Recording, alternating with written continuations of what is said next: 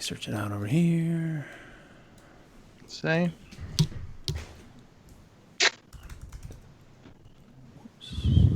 Waiting. No. Live control room. Excuse me. Oh, yeah, we're live. Sweet. Here we are. There we go. Hey, everybody. Robert, Time Splitter, Rebel Wild. What's going on, everybody? What's up, guys? I see Tofurky, A360, Iron Maiden. What's going on? Sean Graves. Oh, crap. I forgot I got to move something. I got a picture tweet here. this out. Hang on. Tweet that out. What is up, everybody in chat? How's everybody doing? Thanks for joining us on this fine Monday night. We have a ton of stuff to talk about. And tomorrow, supposedly, we have to solve a murder mystery. A murder. Sorry about that. I don't know, Sean. I'm going to have to go into town. Solve that murder. Actually, last night, I got myself the Schofield pistol and some sort of carbine repeater weapon, which were like two hidden weapons. And then you take them to the gunsmith, and he adds barrels on them. Because I tweeted out pictures of it, and someone was like, does it have Outlaw and Firefly on it? I was dying laughing. Nice. Gator Mag. Let's go. Hey, Geek Girl. What's going on, everybody? What's up, guys? K6 is here. What's up, Corey Dean? Saw Thaw Zero in there. Robert Wills. Or Wild. Sorry about that. Justin Smith says, my favorite part of the week. Well, thank you for being here. Awesome. Nice. Yeah, man. Thank you, Justin. Awesome. Console Play. What's up, dude? Rebuild Soldier. Nice. Said, let's hunt. Thank you for the donation. I'm calling. No. My dumb joke was that it's the killer or one of the killers will be Devram K because that was the voice actor for Master Ives in Destiny 1. Ah, yeah. There you go. Because when I first saw Devram K, I was like, man, I know that voice from somewhere. And I was like, wait a second. Yeah, that is Master Ives, you know? Dude, it's not him. You got to mention that on the show tonight. I think that's I will. All right, but what's up, guys? Thank you here, everybody, for tuning in. We got episode 273 tonight. We do have some good stuff to talk about. We got the preview for the new patch that's dropping tomorrow. Going to be diving through some of that.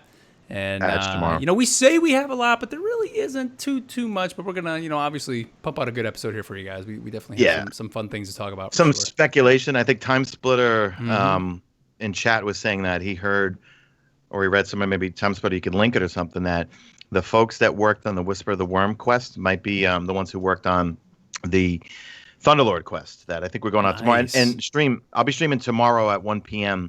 with my boys Rocco and Krypton. We're going to hopefully bag ourselves a Thunderlord if it's not as hard as the Whisper of the Worm and doesn't involve a lot of jumping the first time. I know. We got to talk, because that's one thing I'm wondering is how hard is this quest really going to be? So we'll dive into that. But all right, guys, you ready? Do it. All right, here we go. Guardian Radio episode 273. Let's go. Welcome, everyone, to Guardian Radio, the first and longest running Destiny podcast on the net. You are tuned into episode 273. My name is Mark Turcotte, and joining me this week, as always, from inside the Dub Den, K-Dub. K-Dub, what's up, dude? What's up, boys? So I'm just at a forewarning. If I'm not my normal, boisterous, funny self, I've had a very difficult day today. Okay, man, we'll go easy on you. Very, very difficult day today. And I haven't even turned on my PlayStation 4 in 10 days. Oh, man. Just to give you an idea of how difficult of a time I've had recently. Yikes. And on top of that, my 70-pound, 7-month-old yellow lab climbed up on my couch to pee today. Oh. Well, that's okay. That about says it all right there, man. Sponsors, do some face palms in chat right now. Well, hopefully we'll cheer you up here tonight, kid. We got some good stuff to talk about here in this episode. I'm glad to be here, man. That voice you heard there on the other side there, from the heart of Queens, our king of Queens, Mesa Sean. Sean, what's up, man? Glad to be here, guys. Yeah, if I had a cowboy hat, I would put it on right now. Because obviously I've been... I said I wasn't going to get it. I tweeted out, I was like, I think I'll get it after, because I'm going to Miami next week with Beverly for a nice little vacation. It's like, I'll get it after, maybe before Black Armory comes out. But, man, right at midnight, I was like, let me just order it. And sure enough, man, I am fully hooked on that game. It's amazing. It's good, but I just wish third-person games could get it the way, and I'm tooting the Guerrilla Games. The third-person movement for Horizon Zero Dawn, in my opinion, is the best I've ever played. The way you move, the way you switch weapons, you switch slings, you switch everything. It feels amazing. In Red Dead, everything is too realistic. Like we were talking before the show. If I want to loot a drawer, I got to bend over, open the drawer, look in it, then you know what I mean? Yep. And so many times I think I want to sprint because I'm so used to pressing the L3 button and I end up crouching and I'm getting shot in the back, So great game.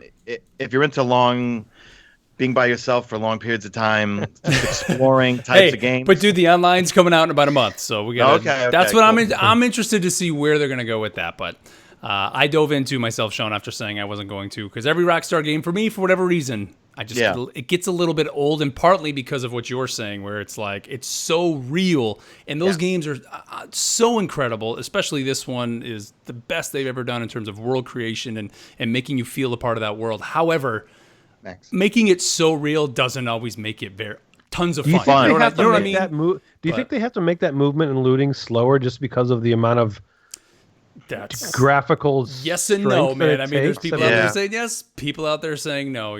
The game obviously is a technical powerhouse, but when you have 7 years and hundreds of people working on it, they pack so much in there. But it is an incredible achievement in video games for sure. But we're not here to talk about Red Dead, guys. We're here to talk about Destiny 2. That's right. What's up, everybody? Thank you here as always for tuning into the show. We got a great one in store for you tonight. We got a nice little preview of the upcoming patch. We're gonna get a little speculation as to who a certain murderer may be, which by the time many of you are hearing this, we probably will have already had that solved. But real quick housekeeping here before we get going. Don't forget, you can find us at theguardiansofdestiny.com. Find all our social links over there. Follow us on Twitter at GuardiansofD. It's the best way to keep in touch with us. And big what's up to everybody over on YouTube, youtube.com/Mesa Sean. We record the live every Monday night over there. If you want to catch it live, typically we start at either 9:30 or 10 o'clock. Follow us on Twitter. You'll see it there. Or just subscribe to Sean. You can see it. You can go over there, join the chat. And you can always find the video feed the next day or the archive version of the show. And, of course, you can find us on all your podcast services of choice, especially iTunes or Podbean. And if you want to be a patron of the show, you can do so through our Podbean patron program, which you can find links in the show notes or, of course, over on our website. So, guys, let's jump in. Tons to talk about. Here we go. Episode 273 in our news segment that we call Dispatches from the Traveler.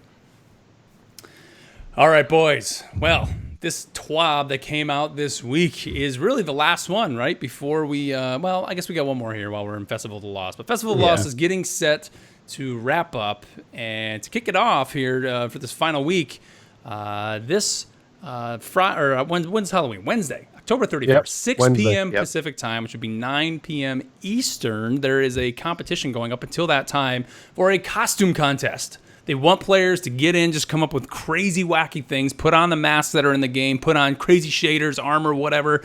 Get in with your buddies and use the hashtag Festival of Costumes and share it on the Community Creations page, Twitter or Instagram to enter. They're going to pick 10 winners, and you're going to get this sweet emblem. And I'll be honest, man, like that emblem is kind of the type of emblem that is a cool looking emblem. It's pretty sweet, cool, man.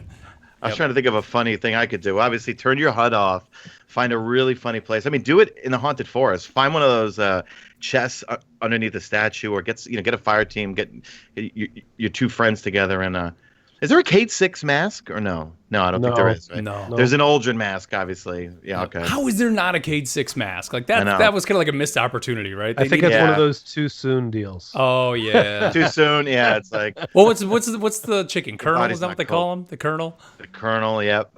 I mean, you could, I guess, wear him and he can kind of play the part of Cade 6, but the body's not cold yet to make fun of Cade 6 just yet. It's still warm.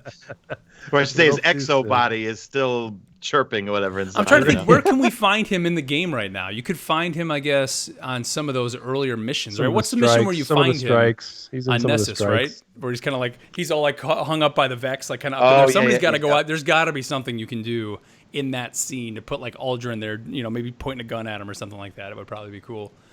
But yeah, pretty neat, man. And I think what is also cool about this is a lot of times that community creations page is focused on artists and all that. So this is kind of a way for other people, which again, this is on both Twitter and Instagram. So there's other ways you could do it, but I think it's a great way for people to get involved in this page that maybe aren't artists like myself. Yeah. I can actually take part in this. I can't draw worth crap, but I think that's great. I think it's pretty cool.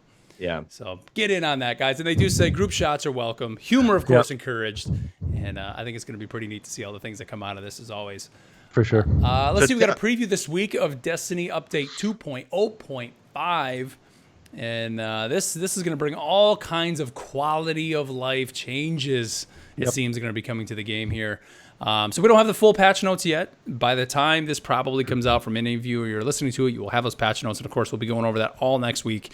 But here's some of the things that we have. So some of the general things, and these are actually some pretty awesome really things. Good stuff, yeah. Banshee accepting 25 gunsmith materials at a time. What does he do right now? Is it 10? All I know is that I'm sitting there for 20 minutes spamming the button, breaking my button to try to get one package from Banshee. And so that's going to be a nice little quality of life thing right there. I mean, it's almost like I wish they could do it where I know some games will do it where you want to give somebody something, which, hey, Red Dead, I think, does it in some of the things where you get to your camp. You can just like put a little, you have like, let's say it goes up to 1,000 and you just roll the numbers. Like, okay, I want this one to be a 9, this one to be a 7, this one to be a 6. Yes. You just hit the button and here, take them all. This is how many I'm doing, right? Yep. Or it could be worse. It could be like Red Dead when you want to turn your weapon parts. You go over, you pull it out. Here's a weapon part. Here's a weapon part. It could be worse. That's right. Banshee takes it, he puts it in, and then he gives you your engram. That would be the cowboy update, Sean. I think. Yeah, right. This game, the cowboy I will update. say, and this is kind of, we did get a message on Twitter, I think, or somewhere, that somebody, I got tagged on it. They tagged Deej too. That somebody was saying, when you're, this is just in the quality of life discussion, when you're previewing a shader, so you're looking at a shader, and you preview the shader, it shows the shader on all of what you would look like if you had that shader on all of your pieces, right? There should be an option if you have enough of those shaders to just go equip all. Yes. And Agreed. then boom, Good that idea. shader just bam hits all your stuff. Like I was like, this is genius. Why don't we have this option? Like if it takes That's a cool idea. Yeah. however many it takes, and you have that many, and you do it, give me an equip all, boom, hit X, bam, done. Brilliant. Because there's right? been some times, man, where like I kind of apply it like when you just see it zoomed in on the arms or one your at a legs, time, and it looks kind of cool. And you're like, oh, this thing. does look kind of cool. But then when you actually come out of that piece of armor and then you see the whole piece, it's like, oh man, I kind of wish I could do that. So, but I just like that. I just like that idea because now, if I want to do that now, like, okay, I preview the shader, I really like it. I'm going to put this on. I'm going to put it all in my stuff. It'll probably take you 5 minutes to go helmet, find the shader, equip, next piece, equip, next piece, find it. It's probably on the third screen. Equip. It's like a pain in the ass. So that's a really, really cool option that I just wanted to bring up because that's something that, we're short on emails this week, but that was a really, really good thing I saw on Twitter this week. Great option for quality of life for stuff, sure. So. Let's see. They're removing the hold time for the spider's material exchange interaction. So right now you basically got to hold down the button, I think, for him to do it. Now it's just because just hit it. because when you're buying the masterwork cores, which are going to turn into enhancements cores, your first one goes really quickly. You just hold down, I think it's X or something like that, and it goes bloop. Then your second one goes a little bit slower, and then your third one, because the more you buy, the more legendary shards. Yeah, so it really wants you to make, like, do you really want to spend 40 legendary shards for masterwork cores? And obviously, right now, or up until this update for tomorrow, yes, I have been spending a lot of legendary shards on masterwork cores, so that's a cool thing too. This one's great. Increasing the stack size of ghost fragments from 10 to 20. That's that good. sucks when you're trying to just buy all the bounties from Spider, and it's like, man, I can only hold 10, and it's just a pain in the ass just having to go back and forth. So, but have we ever talked about where these ghost fragments come from? I'm sure there's some sort of lore. Well, it's like public events. Well, they come from Sean, I'm talking like lore-wise. Like, why are there just broken ghost fragments like all over the place in the shores? Does it just mean that, is this like remnants of a massive battle that happened out on the reef, and that's why we're finding all these fragments kind of just shattered all over the place? We probably have some friend of ours in the UK that might shed light on that. Hello, Guardians. If anybody in the chat knows, let us know. But obviously a huge quality of life thing. Reduce shader dismantle time from 1 second to 0.25 seconds. That's good, but the only thing I will say is be careful. Because you better mean it when you hit that button. Goes bam, it's gonna be gone. But this is what we needed back year one, right? This was the decrease we needed then, man.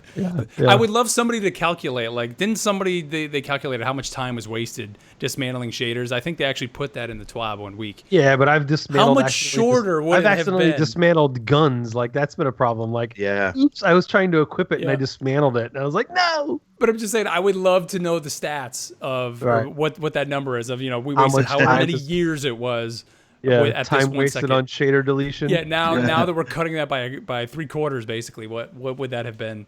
Right. That's a new website. Time wasted on shader. Time deletion. wasted on shaders.com. There you go. Here, hold on, I gotta get that. It's free. Buy it. Yep.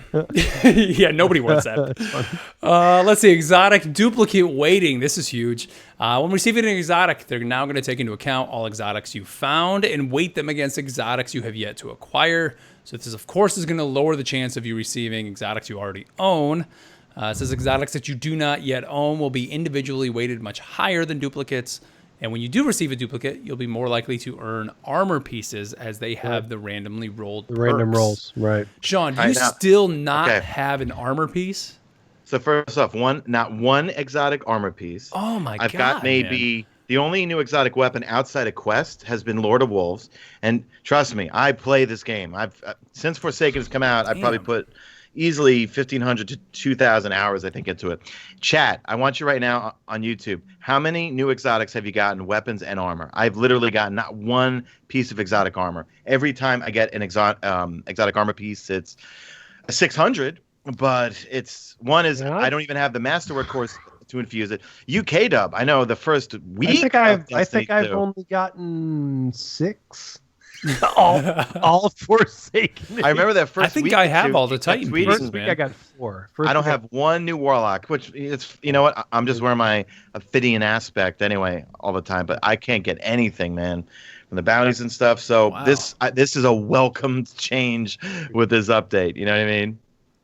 So and it's even more of a buzzkill because you know how many times I finished a strike, and all of a sudden I'll see the exotic engram sitting there. I'm like, I saw you. Please. You did a video. You're like, is it? And it came up and it was something you already had. No, this is worse. No, this is worse. I see the exotic engram sitting next to the chest. I'm like, oh my god, this is actually happening. I get it. It's the effing sparrow. That stupid sparrow. Oh yeah, the drops. Rat king on the side. I'm man. Like, legendary shards for me again. Just no luck whatsoever. So I'm really looking forward to this update because when I'm not grinding Red Dead, I'll be grinding to try to get some exotics. That's something that they did bring up way back. There was an update they did on October 4th that we went over on the show, and they were talking about some of these changes that were coming on the 30th, and they were more generic in their wording of the things that were coming back then. But one of the things was just saying. What did it say? Adjusting exotic rewards to help reduce the number of duplicate drops. Yep. Players may still receive duplicates, but there will be a better chance for Forsaken exotics when receiving exotic rewards. So they've obviously fine-tuned that into this update where you may get a duplicate, but if you do, it's more than likely to be an armor piece because of the random rolls, which makes sense. So I just think this is the next step of, hey, let's go. And then outside of that, the exotic quest weapons are being removed from the exotic engram pool as well. Thank God. So all of those changes are great. Yeah. Sweet. Honestly, I didn't even know the exotic quest weapons were even in the exotic loot pool. So you could seriously get the Ace of Spades just to drop. Once you get once you acquire it. Yeah, like if you get the chaperone, gotcha. It can then drop from you as an engram too. Oh, okay, right? I see. Okay, yeah, that makes sense. Okay.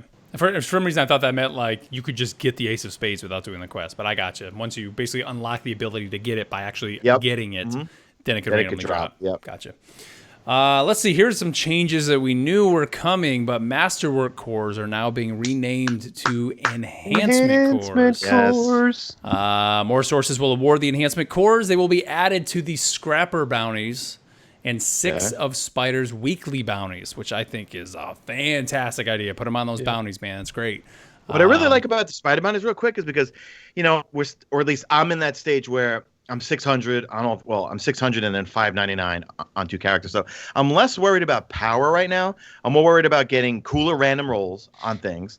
But now this is going to be something unique where I've never done the Spider bounties except the one weekly wanted bounty to get that 600 drop. Now it's like, okay, now I got to go to Nessus and wait around for this one high value target and stuff like that. So these are going to be more things for me to do aside from all the other kind of weekly type things. That's a great point, Sean, because I think even myself, when I think back to it, the the easier bounties, let's say, or those ones that were only just a few ghost fragments. I really only did those week 1. You're right. I didn't even think of that. Other than that, you just do that one big one every week because you get that powerful piece of gear drop, and then that was it. So they were basically just being underutilized. This is a great way to add them to that. Give you something that's not really difficult to do, but it's giving you a reward that you need to, of course, now enhance your weapons or armor, whatever it is. Give us those enhancement cores. So our just masterwork cores now, they're just gone, right? We're just totally throwing them out the window, not even thinking of that name anymore. Or they're just gonna, I think, just renaming them. I think. Right. Do you think they will bring back another currency at some point that will then be called a masterwork core? Like maybe you apply it and it, I don't know, think so, man. makes your weapon a masterwork or something. I don't No, because think if we think about it, what's the goal of enhancement? I want to make my weapon a tier 10 masterwork. I've got this really cool age-old bond that dropped with my favorite one right now is Kill Clip, and it's got Kill Clip and Triple Tap, right? Thing wastes everything. It dropped as a tier 5, so now I want to enhance it up to tier 10 to make it a masterwork and get one like that near max. I'm pretty sure you get max range. Well, on the thing is, each single one that you do enhances your weapon. Yeah. So you can enhance the weapon 9 times till it finally gets masterwork. But what if you then have a masterwork core that immediately makes it a masterwork? So you have enhancement cores to go up level. Equal of 9 or enhancement. You get an exotic engram and it's a masterwork core and it immediately makes that level 1 enhanced or level 2 enhanced weapon boom to immediately. That would be sweet. That's not throw bad. something like that, and you know, I don't want to say I want Xur to sell those things, but that would be cool if every once in a while like, he comes around and for hell of shit make him like 50 shards, legendary shards for 1 masterwork core, or you know whatever it is, so you can suddenly just immediately make a weapon. Or even as you get enhancement cores, you can convert them to a masterwork core if you want. Maybe, let's say there's a vendor that like once you get 9 enhancement cores, you can convert it to if you wanted. Who cares? It's the same. It would just take less time. Right. But if you know that you're going to use on a weapon, I don't know. I'm just throwing it out there. I want an exotic item just called the masterwork core, and it immediately makes a weapon. Immediately makes it a tier 10. I think would be neat. So it's like you have you have armored, you have weapons that drop, and then you have this basically an exotic item that drops that then you can apply to a piece to make it a masterwork. I wish Xur sold some sort of weekend quest. That would be like you grab a quest from him, you have till Tuesday at reset, you do it, you get yourself 20 masterwork cores or something like that, you know, where it's go kill X amount, complete 10 strikes or something like that, you get 10. Complete 5 crucible matches, you get another 4, you know, something like that. Yeah. Well, you know, because right now he's useless. And even thinking backwards of my last thought is, let's say that you get a masterwork core and it does what you're saying, Mark. I would like to be able to convert it down into 9 enhancement cores, because there may be weapons where I have a tier 8 and a tier 4 that I want to, but if I have that 1 masterwork core, I can only use it on 1 item. I'd like to be able to break that thing down into enhancement cores too. So I'd like it to go both ways. That would be something where, you know what I mean? Because I've got a number of weapons that I've enhanced so far, and I'm at either, you know, tier 5 or tier 6, that if I had one of those and I could break it down, I could masterwork 2 items instead of 1. So that I would like that. Did you guys see, just speaking of breaking things down, there's been like some science going on over on Reddit. Science! They've been just breaking down random engrams. There's like one guy, he's like, just for science, just so you know, even though you'll never do it, here's what happens when you break down an exotic engram. 5 legendary shards. Like, oh, wow. For no reason, but just in case you were ever wondering. I think they did that. I saw him do like a powerful engram, like just a couple other different things. It's just like, why would you do that? Like you're breaking down these exotic engrams. But very cool. So if you ever wanted to know, if you don't want to actually see what you get, so Sean, you know, if you're not worried about that armor anymore, and you need those 5 legendary shards, there you go, man. You break down your exotic engram into that. Crazy. All right, real quick here before we move on, I want to thank our first sponsor here, and that is On Air PC. Our good friends over there, you guys have heard us talk about them here on the show. If you are looking to get yourself live on the internet, playing some video games on the PC, On Air PC is the best way to do it. All you got to do is give them a call. It's 330-850-1525. You can find that number in the show notes or up on the screen right now.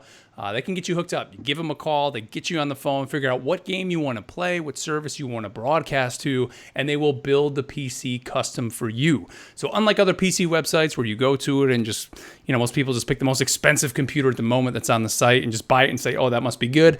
That's not how these guys, Ryan and the team works. They go out, they figure out what you want to do, build the PC custom for you, for your purposes.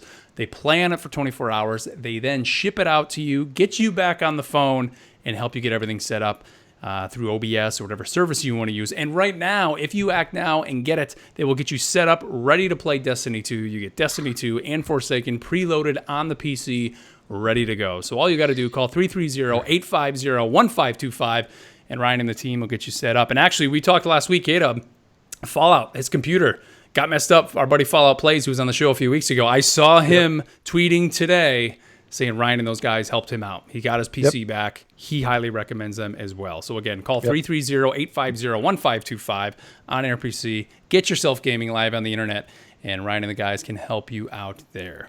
And by the way, if you do that and you get a brand new version of Destiny Forsaken, let me know before you turn it on so I can send you a request that I referred you as a friend. Which we will get into. We're going to talk about that in a minute. Before we get to that, let's talk. We got a couple exotic tuning previews here out of this 2.0.5 preview. And the first one is the Wish Ender is getting a nice little increase in its base damage. Thank you. Also fixing an issue with the Broadhead perk where it would not properly activate under certain circumstances, which would result in a loss of damage. I finally got the Wish Ender last week, and I have to admit, I was not that impressed with the damage. So as soon as I saw this update or this little patch preview, I was like, yeah, it does kind of feel a little bit weak. You know what I mean? Yeah. So have you been using bows at all? You know what? I see people trying to catch me slipping in the Crucible with it, and my new favorite PvP toy is the Curated Trust that you get when you refresh your infamy ranking. But they're cute, meaning that when they hit you with it, you take a lot of damage. They're cute, but as soon as they hit me with it, I immediately back off because I know that following shot is going to kill me. You know what I mean? Yeah. But I've never found, like, if someone's aiming at me with a bow and I'm hosing them down with my Tiger Spite with high cal rounds, unless they're true Vanguard, they're not going to kill me. You know what I mean? Right. I think the bows, at least for me, it was a novel thing in the beginning when Forsaken first came out. You get that one bow early on in the quote-unquote campaign.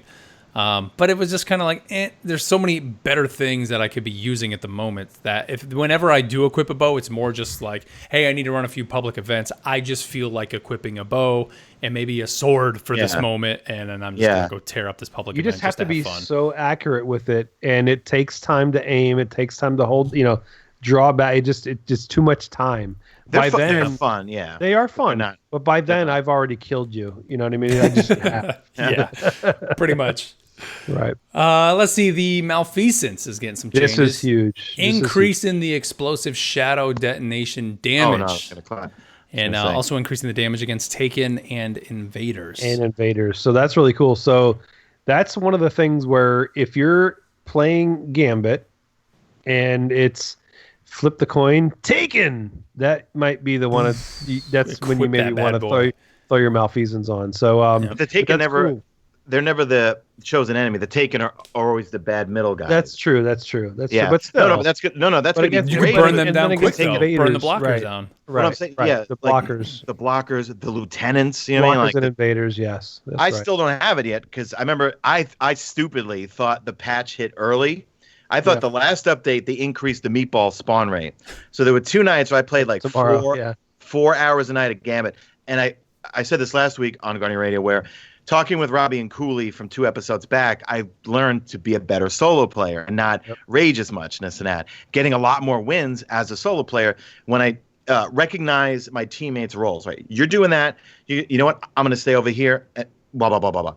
But I played for hours and hours, did not see it once. So with this update, I hopefully can get that first part of the quest and then get myself. Yes. I got to use it at Bungie Studios when I went to record it in early September, and it was a fun gun. It fires like the Trust and like the Nature of the Beast, where it's that weird no recoil kind of thing, like ding ding ding ding. You know what I mean? It's a really cool gun. Do you think we're gonna get, because this is what its element is shadow? Is that kind of the?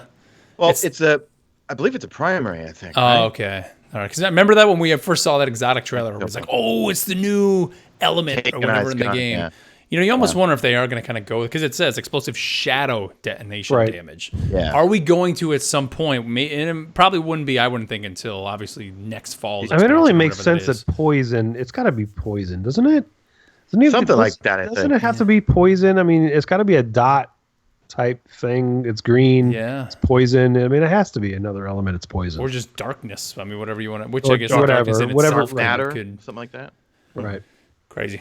Let's see, trace rifles. Lots of changes here coming to trace rifles. They will spawn with 50 ammo in the Crucible now. And they That will, 50 goes real quick with the trace rifle. it does. You're right. But it's going to benefit the following armor perks as well. So auto rifle loader, unflinching auto rifle aim, auto rifle targeting, precision weapon targeting, and auto rifle dexterity. All the auto rifle. So pretty much all the perks that affect auto rifles are now going to also affect the trace rifles. Yeah. So I don't know. I mean, you guys ever use it in the Crucible? trace rifles much? I mean, I really don't.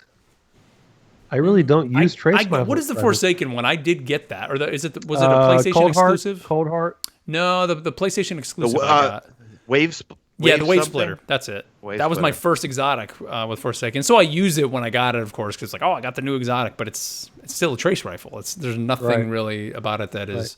I mean, the only time I ever use a trace rifle is in the raid. When you're shooting the skulls down. Laying on right, exactly. Laying on a boss was shooting those skulls, right? That was pretty good. But that's pretty much it. Yep. But I think they could have maybe done some sort of Crucible mode and brought back the what were we all calling it, a laser tag? Yeah, Prometheus lens. The Prometheus lens. They should have did like a Ghostbusters like Crucible event or something, where we're all in there just don't cross the streams or something like that. I think would have been kind of cool. Or you could only use trace rifles in the Crucible, but. See, they're doing things like this because, I mean, like, you got to look at their analytics, and they're probably seeing right now no one's using trace rifles for PvE or for PvP because there's a lot of other options. I mean, like, even right now, even with not getting any of the Forsaken exotic guns or whatever, I love the random rolls so much that I'm using all good legendaries right now. You know what I mean? So the more they still tweak and fiddle around with exotics, I think the better, Yeah, looking forward. Let's see. So that's the preview. There's obviously going to be more. We'll have full patch notes again by the time any of you are listening to this, and 2.0.5 officially drops.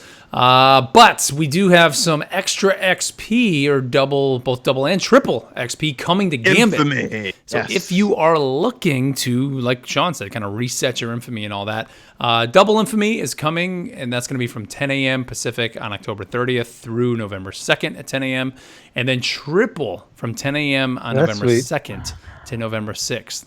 So great two opportunities to get your trust masterwork to tier 10 with explosive payload, awesome range in it. It's got Genesis, and then I heard when you reset it again, you get the Bad Omens with tracking and cluster bombs. So I know I'll be putting my cowboy hat and my a gunslinger away, and I'll be.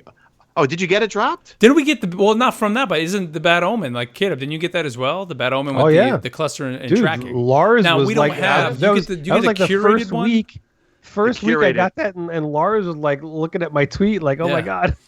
I got that to drop. That's the only rocket launcher I use now. It's like the Bad Omen. It's the greatest. I'm still using Sins of the Past, man. I can't. Really? See, dude, that was mine, Sean. That was mine. Terrible. But the minute I got this Bad Omen, because it has a tracking, it's like, why would I not use this? All right, we have our mini galleys. Before we move on, just real quick, guys, can I get a census in chat again too? I know they buffed scout rifles by 15% this last update. They still feel weak to me. No, I think isn't it the 30th, Sean? Isn't it tomorrow? No, the last update, they were buffed by 15%. Was scouts? Okay, it was. All right. But people, I thought it was tomorrow. If people get in chat can chime in, because I read somewhere, I think on Reddit, that they got nerfed. Like, okay, so here's the middle line of where they were when they were good. They got nerfed down to here. Now they got buffed up to here. So they're not really in line with where they used to be. You know what I mean? So I'm kind of wondering, like, man, like... So Sean, it says on the last update, that one that we read back on October 4, it says increasing scout rifle damage in PvE and against non-player enemies in Gambit. Right, yeah, that's what I mean. Like, they still stink in PvE, like for strikes or even just in Dreaming City in the raid. And I mean, like, I use pulse rifles for everything, man. Yeah, Sean. I mean, pulse. You know what I've actually been using, because I got that curated, masterworked vouchsafe. It's got Dragonfly and Zen moment on it. So I use it like, I only use it just because it is kind of what it is. It's like one of those things where it's like, hey, this is a Bungie curated roll. It's masterworked.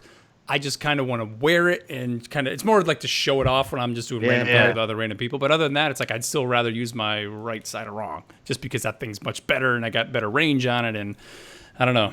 It's just kind of the scout rifle is definitely compared to Destiny 1 or hell even year 1 of Destiny 2. It's like most of the chat's saying that they do feel weak, I think. So yeah. I really hope they address that at some point, because I mean my Nameless Midnight was all I ever used in Destiny 1 for year 1 for so many parts of the raid, for strikes, for everything. My Nameless Midnight, Explosive Payload, and that was my weapon, man. And I've got some really good rolls. You know, I think it was you, K-Dub, too, that you always save good rolls and you put them in your vault. Absolutely. You never know when things have changed. So even if I'm unsure, even if I'm sort of like, man, you know, if because they change. They not only do they change weapons, they change perks, they change damage, they change. There's all kinds of things that change, which is why all through D1 I was always bitching about vault space, is because the meta would change, and now that the meta is going to start changing again, that's going to be, you know, we have plenty of vault space. Thank you, Bungie. But that's definitely something that I do all the time. Like I get a weapon and I'm not sure about it, I just throw it in my vault. Because there's going to be a time when that comes, oh, I forgot. You know what? I have one of those. It's in my vault. And now I have this OP weapon. So, yeah, absolutely. 100%. Because I just want to hear the Drifter say, all right. Scout rifles are buffed again. Go use them. You know what I mean? Because right now, but it goes back to what, you know, like where I was leading with. I'm taking good rolled scout rifles and I'm putting them in the vault right now. Saved for later use. You know what I mean? Yep, so. Absolutely. Yep, for sure. Let's see. So they're bringing back the Refer a Friend program. This was something they did actually way back in Destiny 1, I think. And was it when Taken King came out? You got the dance that worked together, right? Yep. Oh, So that's bringing not only the quality of life, but also this Refer a Friend. So starting October 30th, tomorrow, as we're recording this, the Refer a Friend program becomes available so veteran players can begin to refer new players to Forsaken. But there are a couple caveats to how this is going to work. So pretty much here is the deal. A veteran player is someone who owns Destiny 2 Forsaken, and they can, of course, invite the people in. The new player is a player who does not own Forsaken. They can own Destiny 2, but not Destiny 2 Forsaken, or has owned it for less than 7 days. So if you find somebody out there who just bought it, you can hop in with them. Once players own Destiny 2 Forsaken for longer than 7 days, they're no longer eligible to it. And once referred, the quest may be completed at any time. They did say also that as we have recently updated Destiny 2 Forsaken to include Curse of Osiris and Warmind, they're extending the new player qualifications. So players who purchased it between October 16th and the 30th will qualify and be eligible for referral up to November 7th. So kind of this initial week, you have a little bit longer than that 7-day period. And I remember I did this back in year 1. We had one of our listeners basically created like a Smurf account, leveled up and jumped in with me, and I was able to get those Refer a Friend programs, which of course, unfortunately his name escapes me right now. But thank you to that dude if he still listens to the show for helping me out. Yeah. But we had to go on Bungie.net and somehow link ourselves. And then when we did that, we went somewhere in the tower, grabbed these quests, and then we had to like complete a strike together, complete a crucible match together, do a patrol together. There was all these little things we needed to do. And each time you did it, you unlocked different things. So this time we're going to get a new Sparrow. There's a new emblem you get, the emblem, new ship. And that stuff looks ridiculous. Yep. And the shaders that go on like the guns and like the Sparrow and stuff are like moving. And their motion. Like, dude, they're so cool. It is pretty cool, man. Eyes, kind of. So like I'm imagining people are going to be stalking people at the tower that they see on level 2 or 3, like sending them PSN or Xbox messages like, "Hey, you want to need be someone my to play friend? with? Can we be friends or whatever?" So if you're new to the show or you're new to Destiny 2, don't be freaked out if you start getting messages when you're a low level player from people because they're looking to help you. Well, you're both going to get some sweet loot out of it. So take them up on the offer. Do whatever the quest asks, which is, probably a couple of strikes or some PvE, PvP stuff. Gambit's got to be included in there. Yeah. The emblem and stuff is really cool, though. I think this would work, and I think we may have even done this before. I think, didn't we try to do this, Kate? I think now that I'm thinking back, I think we created a new account because if you own the game digital, you can create a new PSN account per se. And cheesing exploits. Yeah, I think there was a way, we tried it, and it didn't work. We tried it. No, we did. Yep. Because I'm trying to think, because that's when after that you found your other friend that helped you the way that you said. I found my dude. We had tried it again. Yeah. Man. We only, but for us it was we needed to experience it so we could talk about it on the show. It wasn't like right. Whatever, we were trying to figure it out. So we wanted to be able to talk about it. We couldn't do it, so yeah. Where there's a will, there's a way, people. We'll figure this out. That's it. But yeah, if anybody out there, if you're brand new to the game and you want to go, hey, we can show you the ropes. I know I myself and 2 other people, I can point them out to you. We can maybe help you learn the game of Destiny if you're interested. So reach out to us if you want to do refer a friend. Yep. Let's see real quick here before we move on. Let's thank our final sponsor here of the show, and that is our good friends at GamerGoo. You hear us talking about GamerGoo all the time, and I love it now. We're getting tweets from people saying they're using GamerGoo, and if you do tweet at us, tweet at GamerGoo, and of course use the hashtag #YaGooInIt. If you're not familiar with GamerGoo, this is a antiperspirant you can put on your hands. It has a great scent to it. They got cinnamon, they got orange, they got peppermint. And it's awesome. So if you're in those very sweaty matches of Crucible or Gambit, or hell, even if you're in the raid and you're just very nervous going in for your first time and your hands are sweating, you put this on and it stops your hands from sweating. It lasts for up to 4 hours. It's awesome. I've said it before here on the show. We don't promote anything that we don't use ourselves. And Caleb just showed it on the screen. Exactly. I'm showing it here. I literally use GamerGoo now all the time. It is awesome. And somebody recently too tweeted at us saying he was using some other product, switched to GamerGoo, and he's loving it. So trust me, you guys will love it. Go to gamergoo.com. You can use our promo code Guardian. Get yourself 10% off by going there. You can also get a free trial. They got a free trial over on their website, and it is even available on Amazon now. So if you go to Amazon.com and you are an Amazon Prime member, you can get yourself some free shipping through Amazon. So it's a great way to check this stuff out. Again, go to gamergoo.com. If you're buying it from them, use their promo code or our promo code Guardian. Get yourself 10% off. You can find all this information in the show notes. And again, we highly recommend it. Join us. And go it. You're going it. Mark, before in the morning, he takes his raid shoes and he smears the GamerGoo in his shoes so they don't perspire and smell. My GamerGoo shoe.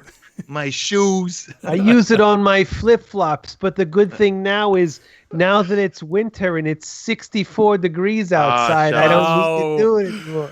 That's freezing here last week. Put on the cinnamon, it'll make your soul burn. But yeah, seriously, guys, GamerGoo, trust me, the stuff is great. It really, it's now like my staple of when I play my games. I always put it on. And hey, I've said it before. I'm a guy, I hate putting lotion on my hands. I despise it. This stuff washes off very easy, and when it dries, you don't even feel it on your hands. It's great. Hey, Sean, just a real quick. It is a little chilly here tonight, though. I don't know if you can see that. Oh, it's a whole 70 degrees. It's a whole 70 degrees right now. So I have my weather app on my phone. 12 at night. Put your sweater on over there, Kato. The weather. Here we go. Weather. I had the windows open, baby. Windows open. All right. So Destiny update 2.0.5 is coming. The maintenance, of course, is going to begin tomorrow, Tuesday, October 30th, as we're recording this at 8 a.m. Pacific. That's 11 Eastern time. And everything's going to fire back up, of course, at 10 when all that concludes. And guys, we know we are getting a quest to hunt down a murderer. Who is the murderer? Who has killed Master Ives? Sean, you got a great theory, and I want you to say it. It's Devram K, because he's the same voice actor that did Master Ives' voice in Destiny 1. But obviously that's a joke. When Bungie first... I wouldn't put it past Bungie, man, to do that, dude. Well, the thing is, they gave a little bit of a teaser away because they said killers, plural. Oh, it's back down his killers. So I'm saying to myself, well, it's obviously more than one person. And I think it's going to... I mean, who's not in Destiny 2? I mean, they're not bringing Eris Morn back. Yeah. I was just about to say, man, we both thought of that. Because we know the next DLC is more than likely Dreadnought, because that's where the ending cutscene goes to. So will it be a character we haven't seen in a long time? You know what I mean? Will it be... Sure. Instead of, oh wait, no, I forgot the data files. They leaked. It's all right. The audio files from Amanda say we have to go back to the Cosmodrome. Right. Here we go. That's right. Yes, okay. yes. And in the original Destiny 1 initial trailer, or I think it was an E3 presentation, they kill a fallen dude in that part of the Cosmodrome, and it drops a engram on the floor that's exotic, and he picks it up, and it's the Thunderlord. And it was back at such an early build with it where you literally see like a completely different layout for the Thunderlord, like for its perks and everything like that. So I think we're going back to the Cosmodrome for this thing. And I think Timesplitter did say in chat that he read somewhere that I think. Well, it makes sense because we have other stuff that we have to. We know that for the Thunderlord quest, we're going there. Yeah, well, that's what we're talking about. Yeah, which is what we're talking. So we know we're going to that location, so yeah, that makes sense. So that'd be pretty cool if also like a throwback to things where we go back to where the initial trailer was. We get to see the old Cosmodrome, because right now obviously we're in the European Dead Zone, but to see that part of the Cosmodrome. But if whoever developed the Whisper of the Worm quest rooms, whatever you want to call it, I think it's gonna be a good time. I mean, I think it's going to be. It's. I think we talked about this last week. It's going to be in that Rixus room, right, where we first. Yeah, that's what we're thinking. Yeah. Now, is this going to be really okay? So, Festival of Lost, if you're a casual, you can easily get the origin. The horror story by just playing the Haunted Forest over and over. The Thunderlord is a pretty epic weapon. Do you think, your opinions, are they going to make this really easy for everyone to get Thunderlord, or is it going to be like really difficult? Well, that's what I wanted to ask, because you said, before we went on the air here, you might have even said in the very beginning that right now there's a rumor running that the people that made the Whisper of the Worm quest possibly made this quest. Time Splitter in the chat was saying that. Yeah, said that. Obviously, the Whisper quest had some difficulty to it. You really had to get in there. There were I don't want to say steps you needed to do, but there was. You had to find number one for the specific public event, then you had to go in. There was jumping puzzle bits. There were a lot. It was much more involved, I guess it might be the right way to say it. How long do we have for this quest? A week. You basically got a week, right? Because I'm sure it'll go away when Festival goes away. Right. I don't know because they promoted this so much, like go solve a murder. Like, will they really make it difficult? Because a lot of times these events are, I don't want to say they're always for the casuals, but they're events where it's like anybody could pretty much do it. Just play the game and you're going to probably be able to get it. Yeah. The horror story, hell, a 600 power level weapon. Just keep grinding. You're going to get it. You just. By the way, I did the math on that. On the horror story, if you just want to grind and go through the haunted forest, and if you get 7 fragmented souls each time you go through, and it takes you 15 minutes to go through. If you go straight through without stopping, it takes 4 hours. Yeah, that's not okay. 4 hours of grinding to get that horror story. And the best part is every week you get the weekly quest to get 40 shards.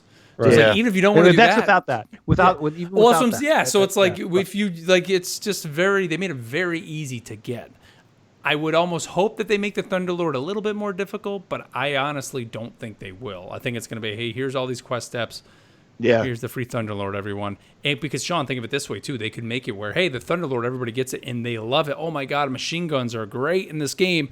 Hey, but to have access to have machine guns, you got to have Black Armory. So, oh man, I want more machine guns. I have to buy Black Armory now because I love machine guns. Yeah, I mean, because that's all I ran in D2 for. Me too, man. Most PvE activities, but 100% PvP activities. I had a really good Silver Red Dread, and I had a Zombie Apocalypse that were really good. Yeah, see, I didn't use Thunderlord. I was using Zombie Apocalypse all day long. Zombie Apocalypse, Silver Red Dread from Iron Manor.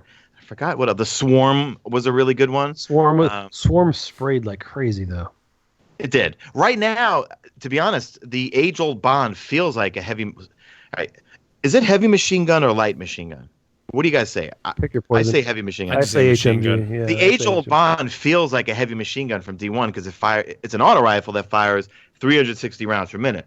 So it's like you know what I mean? So it really should be interesting. Yeah. Oh, Thunderlord was great. Yeah. All right, so we'll see. We don't know exactly what's coming with that, but by the time again many of you hear it, this will probably all be out there, and I know we'll all be chasing it for sure because it's definitely Thunderlord. Which let me ask you guys this: do you think this is going to be it? Like, if you don't do it this week, is the Thunderlord gone, or is it just going to be dropped in the loophole and just be one of those weapons? It can't be. Well, no. Well, why? Give it this way: this is the only time we can get horror. Well, you can only get well, that's different. That's not an exotic. This is an exotic we're talking about. You know what they'll do? If you don't, you can get it now, or you can wait till Black Armory, and then it's Black Armory. There you go. I agree with that. That's probably what they'll do. Interesting. All right. Well, I think that's it for the news this week, guys. Are we missing anything? I think that's pretty much all the big stuff this week. I think you are good, sir. All right, let's move on here to our clan spotlight, the part of the show where we get a clan spotlighted here on the show. If you think your clan has what it takes and you need more members, go to our website. You'll find the form over there. Fill it out. Ask some questions about like how many people you have in your clan. Tell us about your clan. What are you guys looking for? Fill it out. It shoots it over to us, and you can have it spotlighted here on the show. Or if you're looking for a clan, here is a clan for you. Caleb, who do you got this week, man? Yeah, man. So this one is on all platforms. So not many times that we get that, sent to us. It's either a PS4 or an Xbox or sometimes a PC clan. This one is on all platforms. So, and it's Ermagerd Flurmangers. So it says the group first got together playing Halo, wearing pink and having fun, and expanded into Destiny from there. Originally was called Zeros of the Galaxy, then Save the Tatas, and now we have the Flurms. This is a group of incredibly fun adults who work hard both in-game and out-of-game. If you want more than just a clan, join our community. We wear pink, by the way. We currently have a Discord of about 350 people, with 2 clans on the PC, an Xbox side, and 1 PS4 clan. The only requirements are you're 18 plus.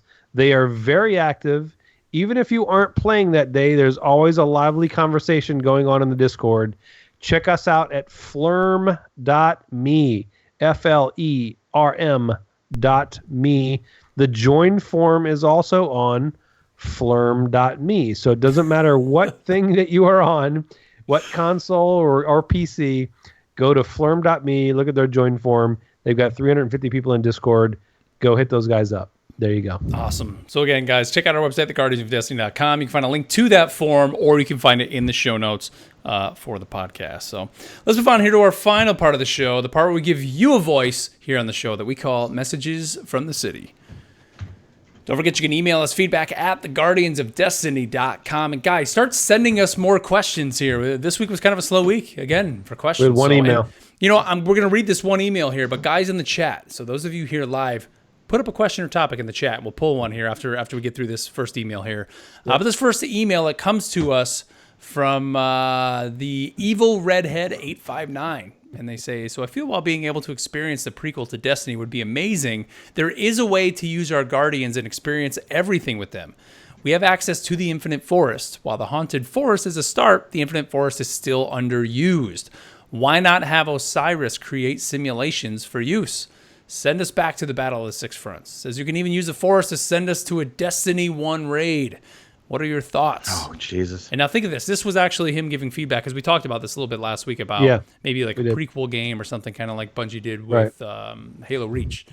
So what do you guys think of that? Using the Infinite Forest to maybe give us small bite-sized bits to maybe go into this area. I said this last week. I would love to go see the Battle of the Six Fronts. I'm a Titan, obviously, so that's why I want to see that. But I would love to be able to go back and see the things or experience fights, even if it's a cutscene.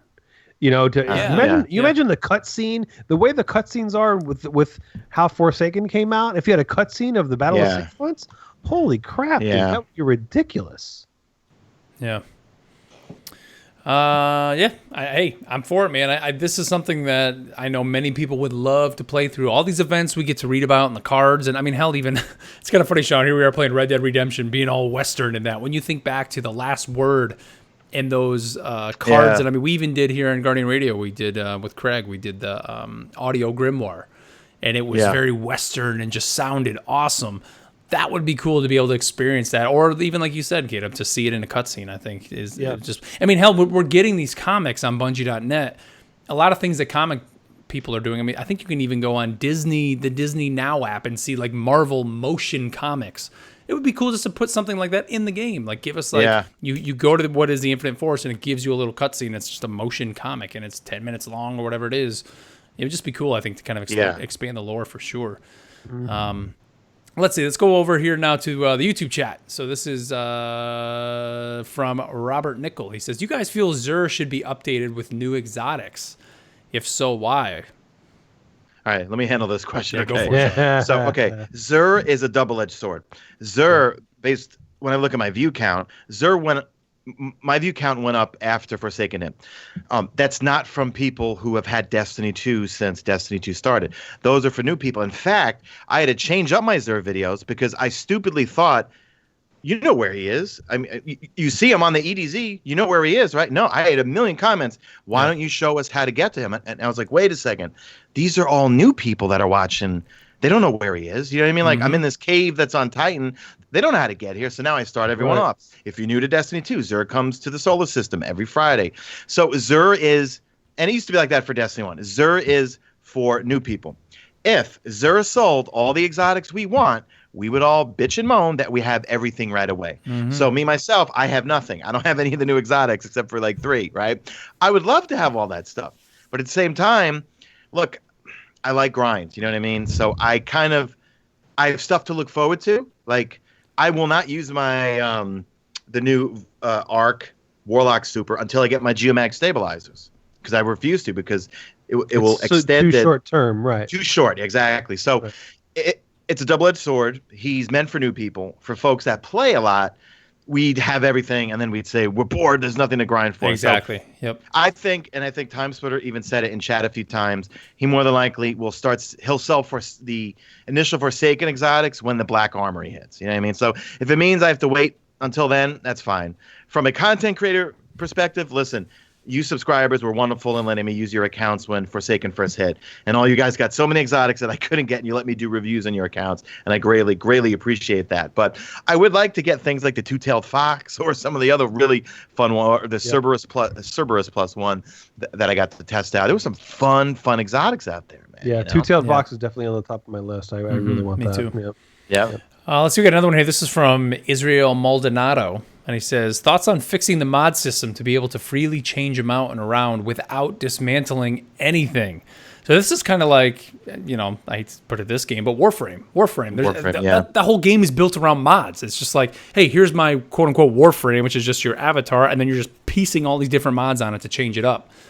I think that would be cool. Why do I have to break down this gun so that I'm losing the gun just to get that mod back?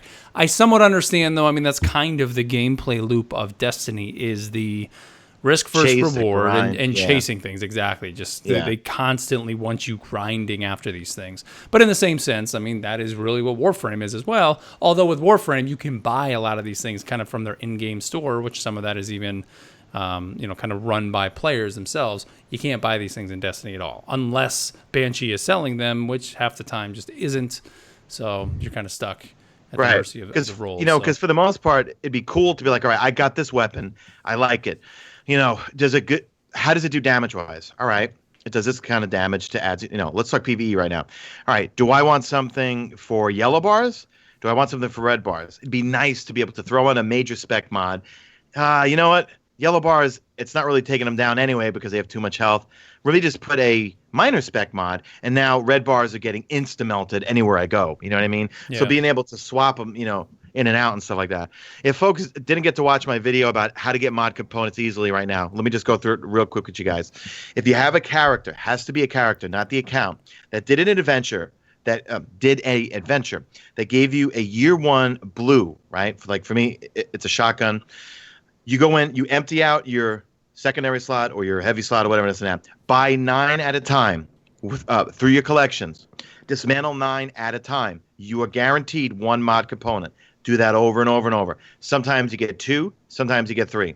I had a guy that put his results in my comments, and I pinned it to the top of the video. Just look up Mesa Sean mod components, whatever. And he totaled it where one time he got 3 mod components from out of 9 blues.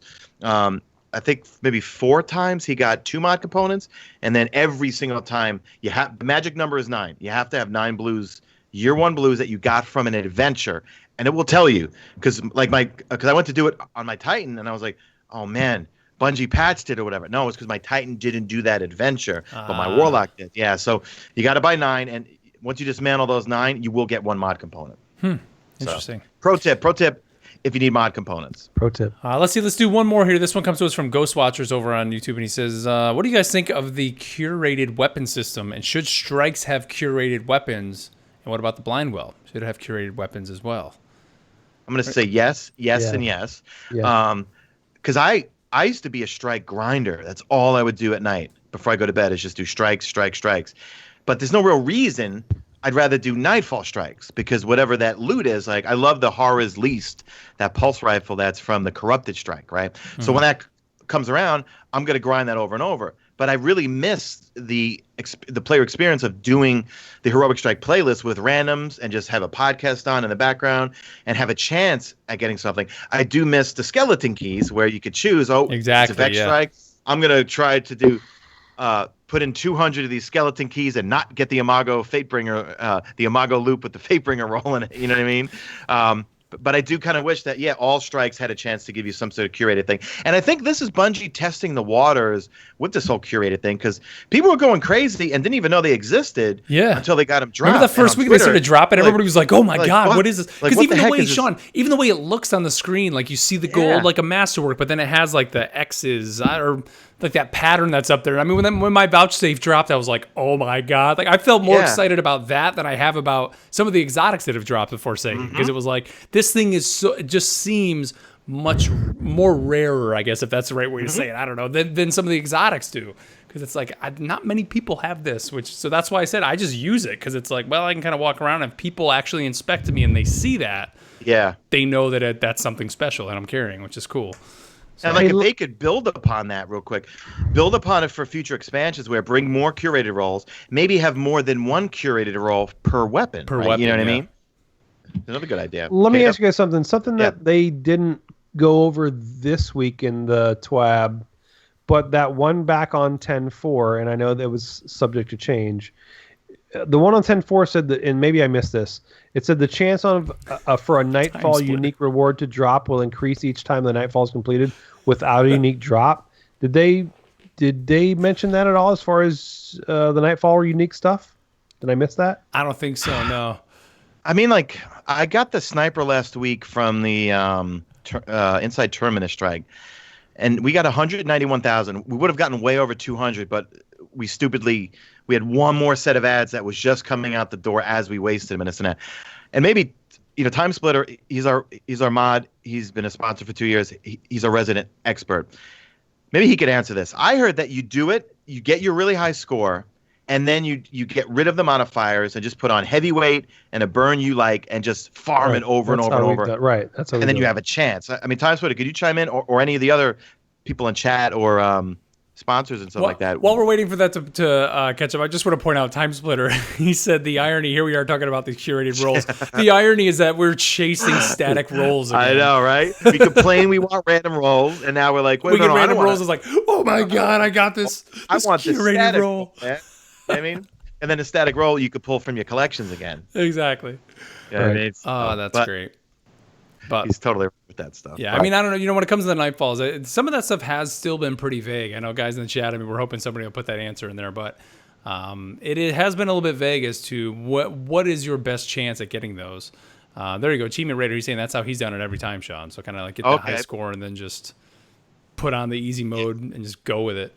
I think they've been kind of vague with it, because they don't want to tell us how to actually get these things. They want you to go in there and just keep grinding and grinding. Time Splitter says, as far as I am aware, one of the community managers confirmed that what you just said about the Nightfalls. Can't remember though. There you go. I got a few other people said is highest score you can get where the night. Oh, that's right. Someone else said where the Nightfall. But yeah, once you get your run, put the emblem on so you have the aura on or whatever, this and that. Oh, yeah, that's probably, yes. Yeah. And then that might give you another chance. But like Mike Vance says in chat, just bring back the skeleton keys. I wish they would do that. Right? Yeah, That was great. Skeleton keys are awesome, man. I was down with those. But all right, well, let's wrap it up there, guys. Again, email us, feedback@theguardiansofdestiny.com. Big thanks to guys over in the chat. They're giving us some topics here at the end. And maybe that's something we'll start doing. I thought that's cool. Let's do it. That's a lot of fun. I think that's great. I think that's cool. Maybe we'll start doing that. So if you want to tune in live, youtube.com/Mesa Sean. Monday nights, we'll be back next Monday, 9:30 p.m. Eastern. Usually I'm the only person paying attention to chat. Now we'll get everybody to pay attention. Well, we're always paying attention, man, but I don't always want to pull it into the podcast. It's not always, sometimes. I'm reading them the whole time, but I can't. My mic's here, and if I start these, Sean and I are the ones paying attention. K-Dub is watching football or typing in chat, or watching sports or typing in chat. That's why if you ever hear K-Dub, like Sean and I are talking for like 3 or 4 minutes, and K-Dub just chimes in and he literally says exactly what we just said, it's because he was watching sports on TV. No, that's not true. Okay. We're busting your balls. Patriots are up 9-6, by the way. Real quick here at the very end, I do just want to, this is, I didn't even mention this to you guys before.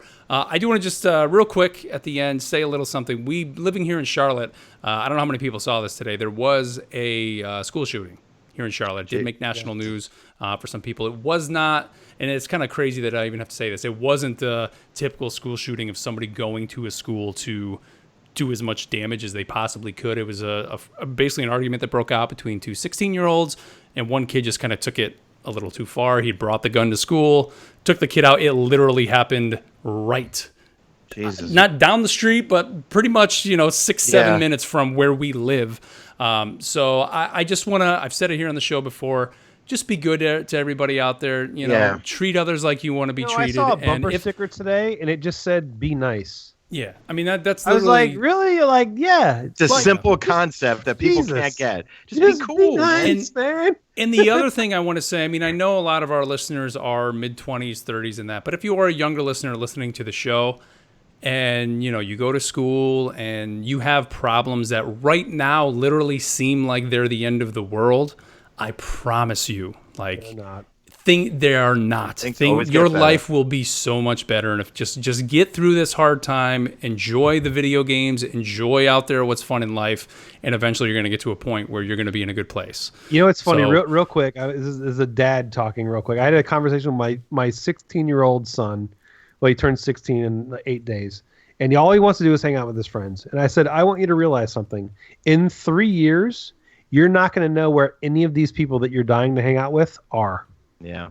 Yep. They're not going to exist. They're going to be gone. Yeah. And your life revolves around hanging out with these people that in 3 years you're not going to know. You will surround yourself with all new people. You can become whoever you want when you get out of high school. I mean, your life will completely change. Yep. And so, like we said, just be nice to each other. Enjoy life, man. I mean, we always say it. We play video games because they're fun. Why dwell on the negative? Just have fun. Right. And see if your parents want to get you enrolled in some martial arts. Because, man, when I train in Muay Thai, there's so many parents that have their kid. They have these things of little grapplers and stuff. And then, Beverly's son does karate and stuff like that. It does so much for someone's self-esteem, especially at that age where we live in the internet and Facebook and Twitter and Instagram. Everyone's bullying each other in this and that. But when you know martial arts, it gives you not necessarily that you're going to use it on someone in this and that, but it's nice that it's confidence, it's discipline, it's knowing that if something was to happen, you could defend yourself with this and that. You know what I mean? So that's why. Yep. So I don't know. I just wanted to throw that out there. It's today was kind of a rough day. Having to talk to my 12-year-old here, literally before we went on the air, because I was shocked he didn't even hear about it, because he goes to a charter school, so he's not even in that school district. But it was like one of those things of like, how did you not talk about this at school today? So we brought it up tonight, and we had to talk about it with him, and it sucks that we even have to have these conversations. Yeah. But, it's a reality here in today's day and age. But again, let's all be nice to each other, and that even includes being nice on the internet to each other. Yeah, exactly. Come on, man. Like, even if you're on even the if you're Twitter a warlock, machine and the Google machines and all that. Let's all just be nice, because we're here to have fun. Even be nice to warlocks. It's okay. That's true. Well, okay. I guess we can be a little nice to warlocks. But all right, I'm starting to go off on a tangent there, guys. I saved your asses more than once in raids, guys. Thanks for that. Surprise, warlock in disguise. I'm back to life. Yeah. Thanks for that, well of radiance. Appreciate it. But all right, so everybody, get out there, have some fun this week, solve that murder, get yourselves that Thunderlord. I know everybody is going to be chasing it. Don't forget, you can follow us on Twitter at Guardians of D. We'll be back again live Monday night at 9:30 p.m. Eastern, 6:30 p.m. Pacific. Email us, feedback at theguardiansofdestiny.com. And, of course, all the links to our sponsors. Big thanks to our sponsors on Air PC and GamerGoo. You can find all the information in our show notes, or if you're watching on YouTube, you can see it in the screen there. So, everybody, thank you as always for tuning in. However you're tuning in, whether it's through iTunes, through Podbean, through your podcast service of choice, or through YouTube, thank you so much. And with that, we'll catch you next week. Later.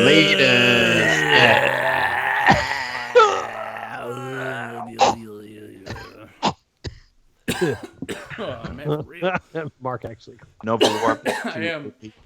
Damn. Stream. Thanks, guys. Thanks for tuning in. We should do that. Answer questions from chat at the end sometime. That was a lot of fun, guys. Thanks for hanging out, everybody.